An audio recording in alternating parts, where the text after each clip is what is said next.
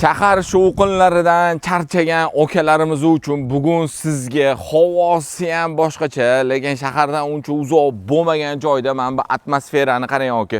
Juda chiroyli, 30 sotiqli bo'lgan hovlimizni, ya'ni dala hovlimizni ko'rsatib o'taman. Eng plus tarafi fishkasi mana bunaqa o'zini chiroyli suvni bo'yida joylashgan. Hozir suvni vaqtinchalik yopib qo'yishgan, kanalimizda remont bo'layotgani sababli yaqinda ochiladi, suvimiz juda baland bo'ladi. Kiraverishidan boshlaymiz. Asosiy kiraverish darvozamiz avtomatik darvoza. 5 ta 6 ta mashina bemalol qo'yib yuborsangiz bo'ladi. Kirib keldik, o'ng qo'limizda bu yerda bizani qorovul xonamiz qilingan. Qorovul oilasi bilan yashash uchun hamma sharoitlari qilib qo'yilgan. Terrasa ham tepada, ham pastki qismimizda o'zini yozgi oshxonalari bilan joylashgan. Landschaftli dizayn, mana bu joylarni qarang, archalarni, magnoliya daraxtlarini ekib qo'yilganini vashshi chiroyli bo'lib turibdi. Toki 1 dan 10 gacha videoni shu joyda bitta baholab o'tmasangiz bo'lmaydi. Juda chiroyli. Albatta like ham videoni shu joyda bosib qo'yishingiz shart. Xo'p, pastki qavatimizdan suvni bo'yiga qaragan. Bu yerda ham xuddi shunaqa ko'rayotganingizdek archalarimiz ekib qo'yilgan. Videoga gap bo'lishi mumkin emas. Pastga tushishga bu yerda zinalarimiz qoldirilgan. Oka, uncha novostroykalarda lift yo'q.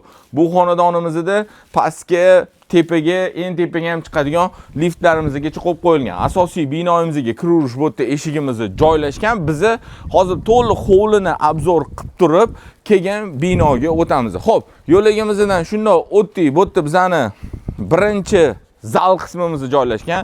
Mana shu zalimizni bitta ko'rsatib o'taman. Zalimizni kirganda bu yerda o'zi asosiy binodan chap qo'limizda joylashgan zal. Yozda to'liq mana oynalarni ochib qo'ysangiz bo'ladi. Qishda bo'lsa yopib qo'yib, ichida mana kaminlari bor. Vidani ko'rsangiz bo'ladi. Ham divanli zona, ham stol zona qilingan, juda chiroyli zalimiz joylashgan. Mana bu setka bilan to'sib qo'yilgan, lekin ichidagi ko'rayotganingizdek archalarimiz bor joyi, men nima joy bu zimniy sad bo'lsa kerak deb o'yladim. Men aka aytdilarki, olmaxonlarni boqardik bu yerda. Murod juda chiroyli bo'lardi. Hozir endi hech kim kelmayotganiga olmaxonlarni ham boqmaymiz. Atak boqib qo'ysangiz juda chiroyli atmosfera bo'lib turibdi. Xo'p, endi bu yerda bizani spa zonamizga o'tiladigan joyimiz, spa xonamiz joylashgan.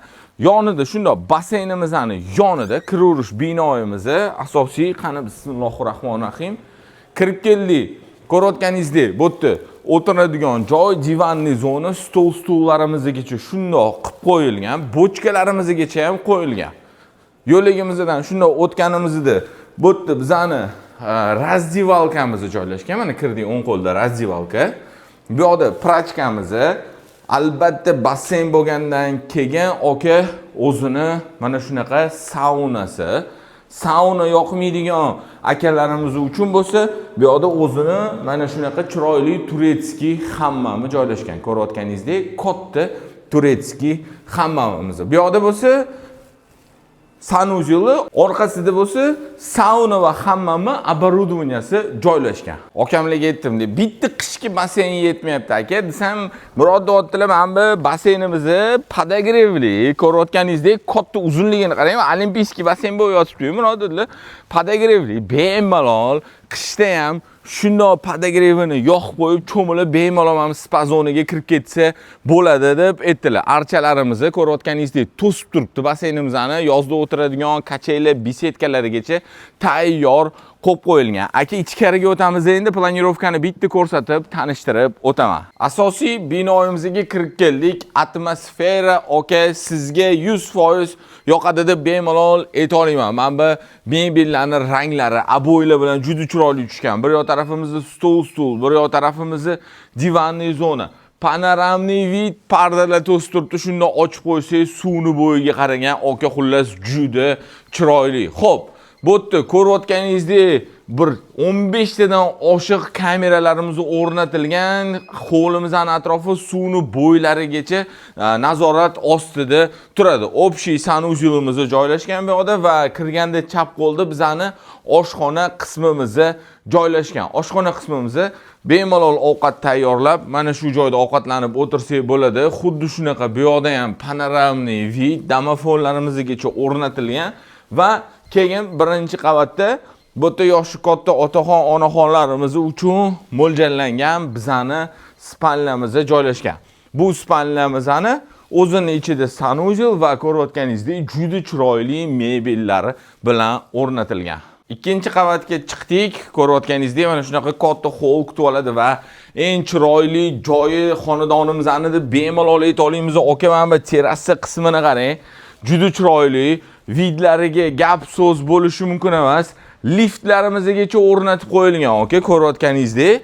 Pastki qavatimizdan, ya'ni podval qismimizdan ham bemalol ikkinchi qavatimizga lift orqali chiqsa bo'ladi. Ikkinchi qavatga chiqdik.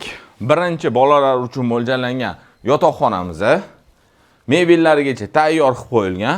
Shundoq balkonimizning yo'ligida bu bizani ikkinchi bolalar uchun mo'ljallangan yotoqxonamiz.